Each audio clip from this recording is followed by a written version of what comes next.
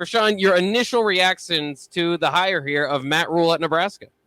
Oh, I mean, it is what it is. I think all the rumors and here, there, and everywhere. Um, I'm still shocked. I'm not gonna lie to you. I think I'm shocked about it. Why are you shocked, No, VJ? I'm only shocked. I'm I mean, I'm you on- shocked, I'm man? only listen.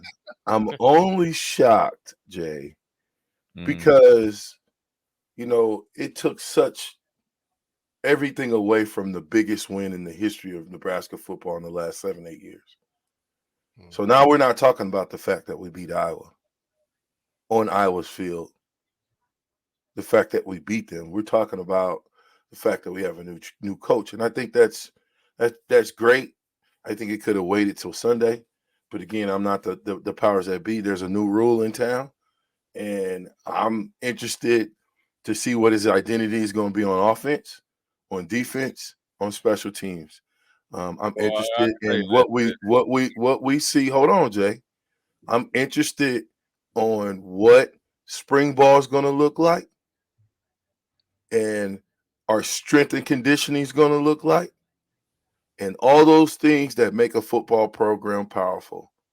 I hope that Mickey is on the staff, just because of, and I hope they're just not hiring Mickey just to hire Mickey, because you don't want people leaving the program because Mickey's not there. I hope that we're hiring Mickey because he's an intricate part, and just like he's got an 8-year deal, that we put Mickey on a long-term deal as well. Those are my thoughts. yeah, I think that I think when if you go back and look, they played some D, wherever he's been at. Carolina, they had pretty good defense. Generally, when they weren't able to generate some offense, and Baylor, they played some D, opportunistic. I think look, man, he had I think his name Hassan Reddick. He was a first round pick. He had Deion Dawkins the year that they were really good at Temple. So I mean, he's developed some talent. I think the biggest thing for him will be how he, within the first year starts to kind of form his roster. And you can see that, VJ and AD. I want your comments on how, what like who he recruits, what size are the linemen. We got about, I think we might have the tallest lineman in the history of football. From 6'7", 6'9", 6'8".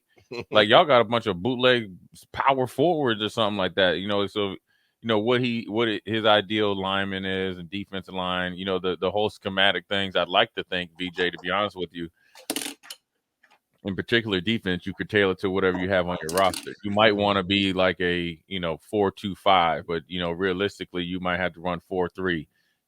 So I don't think you can come in and just blow up the whole roster and think you're going to go and transfer and recruit 60 guys. I think you got to see where we're at, see what you can get out of it. That's going to tell me more about him and his coaching staff versus trying to do the easy thing and say, oh, we need better players.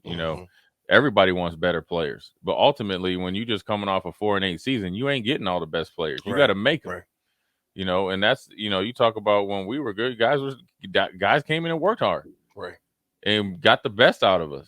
You know what I'm saying? We pushed each other. So I think if he creates an environment like that, I think everything will be fine.